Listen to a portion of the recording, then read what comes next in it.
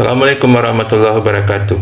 Pada kesempatan yang berbahagia ini, saya ingin menjelaskan mengenai Permen PAN RB nomor 21 tahun 2019 tentang Jabatan Fungsional Polisi Kehutanan. Dengan keluarnya aturan Permen PAN ini, maka aturan Permen PAN sebelumnya yaitu Permen PAN nomor 17 tahun 2011 tentang Jabatan Fungsional Polisi Kehutanan dinyatakan tidak berlaku. Meskipun pada kenyataannya sampai saat ini Permen PAN 17 tahun 2011 masih digunakan karena sampai saat ini perangkat terkait dengan juknis jabatan fungsional ini belum dikeluarkan oleh Kementerian Lingkungan Hidup dan Kehutanan. Untuk itu, sebelum diberlakukan, mari kita perhatikan bersama kekhasan dari aturan ini. Yang dimaksud dengan kekhasan yang saya maksudkan adalah hal-hal apa yang membedakan aturan Permen PAN 21 ini dibanding dengan Permen PAN 17 tahun 2011. Mari kita simak satu persatu dari 13 poin kekhasan yang sempat kami temukan dalam aturan ini. Yang pertama adalah sudah terdapat jabatan Polhut Ahli Utama. Pada Permen PAN RB nomor 21 tahun 2019, pasal 5, jabatan fungsional Polhut terdiri dari dua kelompok, yaitu kelompok keterampilan dan kelompok keahlian. Jabatan pada kelompok keterampilan adalah Polhut pemula, terampil, mahir, penyelia. Sedangkan jabatan keahlian itu sudah sampai ke Polhut Ahli Utama, yaitu pertama, muda, madya, dan utama. Yang kedua adalah kedudukan Polhut itu ditetapkan dalam peta jabatan. Di dalam pasal 2 Permen PAN RB ini disampaikan bahwa Polhut itu berkedudukan di bawah langsung pimpinan tinggi pratama, pejabat administrator atau pejabat pengawas yang memiliki keterkaitan dengan jabatan fungsional Polhut. Sedangkan kedudukannya ini berdasarkan hasil analisis jabatan, analisis beban kerja, dan analisis tugas fungsi unit kerja yang ditetapkan dalam peta jabatan. Jadi peta jabatan dari organisasi ini menentukan apakah di organisasi itu layak ada Polhut Ahli Madya atau bahkan layak sampai ada Polhut Ahli Utama. Yang ketiga adalah unsur kegiatan tugas jabatan. Yang membedakan dengan Permen PAN sebelumnya, di Permen PAN sebelumnya dibedakan menjadi unsur utama dan unsur penunjang. Pada Permen PAN ini dibedakan menjadi unsur kegiatan tugas jabatan dan unsur pengembangan profesi dan penunjang. Untuk unsur kegiatan tugas jabatan ini terdiri dari perencanaan Linpamhut, pelaksanaan Linpamhut, pengembangan teknis Linpamhut, pemanfaatan dan evaluasi Linpamhut. Sedangkan unsur pengembangan profesi dan penunjang itu terpisah tersendiri.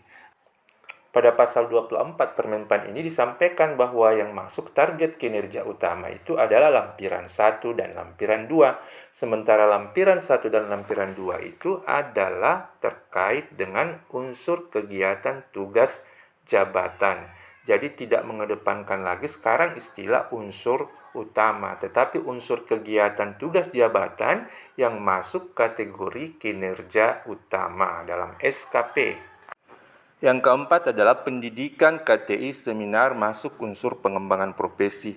Dalam Permen PAN baru ini tidak dikenal lagi unsur pendidikan, tapi pendidikan itu masuk dalam kategori pengembangan profesi. Unsur pengembangan profesi yang masuk di Permen PAN ini adalah ijazah, KTI, penerjemahan penyaluran buku, pedoman, petunjuk juknis, pelatihan, pengembangan kompetensi termasuk di dalamnya mengikuti kegiatan seminar dan kegiatan-kegiatan lain yang ditetapkan oleh instansi pembina. Unsur pengembangan profesi ini adanya di lampiran 3 Permen PAN ini. Yang kelima adalah Diktuk ditetapkan sebagai syarat pengangkatan pertama dan perpindahan dari jabatan lain. Di aturan sebelumnya, Diktuk ini bagi pengangkatan pertama bisa dilakukan setelah yang bersangkutan 2 tahun dalam jabatan fungsional.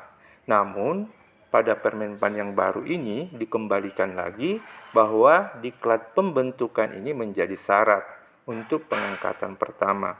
Sementara di aturan sebelumnya, syarat untuk pengangkatan pertama itu adalah uji kompetensi jabatan fungsional Polhut.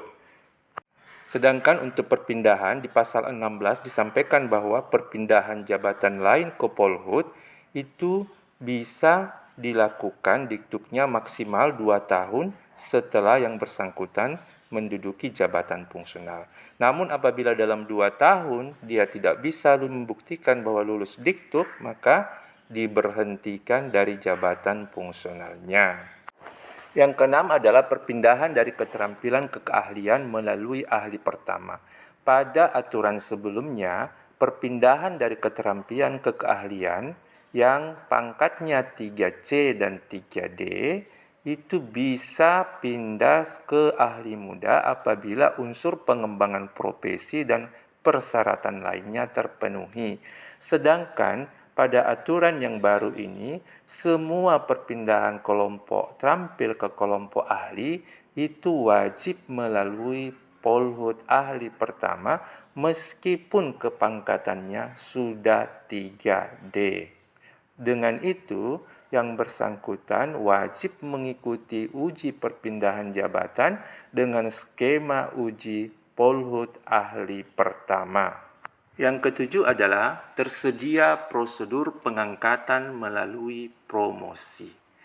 Untuk pengangkatan melalui promosi pada aturan lama tidak dikenal. Namun pada aturan baru ini di pasal 19 disampaikan bahwa prosedur pengangkatan melalui promosi ini disyaratkan bagi yang memiliki sertifikat diklat dasar pembentukan polisi kehutanan.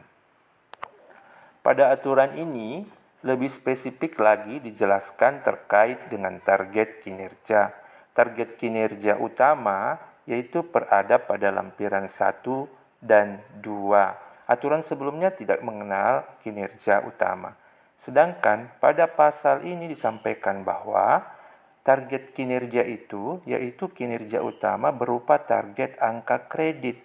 Di sini dijelaskan lebih detail bahwa target angka kredit itu adanya di lampiran 1 dan 2. Dan lampiran 1 dan 2 itu adalah unsur yang terkait dengan unsur tugas jabatan, bukan yang terkait dengan unsur pengembangan profesi ataupun penunjang.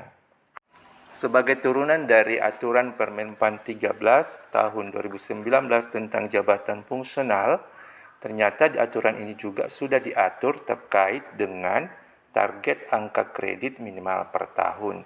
Di aturan target angka kredit ini sudah dijelaskan masing-masing jabatan sesuai dengan target angka kreditnya. Angka kredit minimal tahunan ini sebagai bukti kinerja tahunan bagi jabatan fungsional. Misalnya Polhut ahli muda target angka kredit tahunannya 25, sedangkan Polhut ahli madya adalah 37,5. Target angka kredit minimal inilah yang hendaknya menjadi perhatian kita bersama di dalam menyusun SKP tahunan, sehingga SKP tahunan itu betul-betul minimal sesuai dengan angka kredit minimal yang wajib dicapai dalam 1 tahun. Yang ke-10 adalah hasil kerja minimal yang biasa diistilahkan dengan HKM. HKM ini merupakan syarat untuk kenaikan pangkat dan jabatan. Selain memenuhi syarat kinerja, Polhut juga harus memenuhi syarat hasil kerja minimal untuk naik ke pangkat atau jabatan yang 1 tingkat lebih tinggi. Untuk aturan teknisnya masih menunggu juknis dari KLHK terkait dengan HKM ini. Yang ke-11 adalah capaian angka kredit maksimal 150% dari target angka kredit minimal. Sebelumnya tidak ada aturan yang membatasi pencapaian angka kredit. Namun pada aturan ini sudah dibatasi bahwa maksimal hanya 150% dari target angka kredit minimal. Misal, seorang Polhut muda dengan angka kredit minimalnya adalah 25, maka dalam 1 tahun dia hanya bisa mengumpulkan angka kredit maksimal 37,5. Dalam hal ini adalah 150%. Apabila mengumpulkan 40, maka 2,5-nya itu tidak dinilai. Yang ke-12 adalah kenaikan jabatan memperhatikan ketersediaan formasi. Pada aturan sebelumnya, belum memperhatikan ada tidaknya formasi jabatan. Yang penting, angka kredit kumulatif dan persyaratan lainnya terpenuhi. Sedangkan pada aturan baru ini, formasi menjadi syarat seseorang bisa naik jabatan. Apabila Polhut tidak bisa naik jabatan karena tidak tersedia formasi di satkernya, maka yang bersangkutan diberikan kewajiban untuk mengumpulkan angka kredit pemeliharaan. Seperti angka kredit pemeliharaan untuk Polhut ahli, pertama adalah 10, ahli muda 20, ahli madya 30, dan ahli utama kewajibannya untuk pemeliharaan adalah 25 per tahun. Yang terakhir adalah kelebihan angka kredit hanya diperhitungkan untuk naik pangkat dalam satu jenjang. Dengan kata lain bahwa tidak dikenal lagi adanya tabungan angka kredit seperti sebelum-sebelumnya. Ketika menduduki jabatan baru, maka angka kredit yang kelebihannya itu tidak bisa lagi digunakan untuk kenaikan pangkat berikutnya. Yang bisa digunakan untuk kenaikan pangkat adalah ketika angka kredit itu lebih dalam jabatan yang sama. Contohnya, Polhut terampil golongan 2B. Golongan 2B ini ketika ada kelebihannya masih bisa digunakan untuk kenaikan pangkat ke 2C. Karena 2C ini masih dalam satu jabatan termasuk ke 2D. Namun apabila sudah menduduki Polhut mahir, maka angka kredit kelebihan dari 2D ke 3A tidak bisa lagi digunakan untuk kenaikan pangkat berikutnya karena sudah menduduki jabatan baru yaitu Polhut mahir. Pada saat menduduki Polhut mahir, maka angka kreditnya dihitung lagi mulai dari awal yaitu mulai dari 0. Demikian pemaparan 13 kekhasan dari Permenpan RB nomor 21 tahun 2019 yang membedakan dengan aturan Permenpan 17 tahun 2011. Mudah-mudahan kita bisa lebih memahami aturan ini sehingga karir teman-teman polisi kehutanan ke depan lebih dapat disusun, direncanakan dengan baik sehingga semakin sukses ke depannya meskipun aturan baru ini diberlakukan. Semangat, salam budi bakti wirawana. Assalamualaikum warahmatullahi wabarakatuh.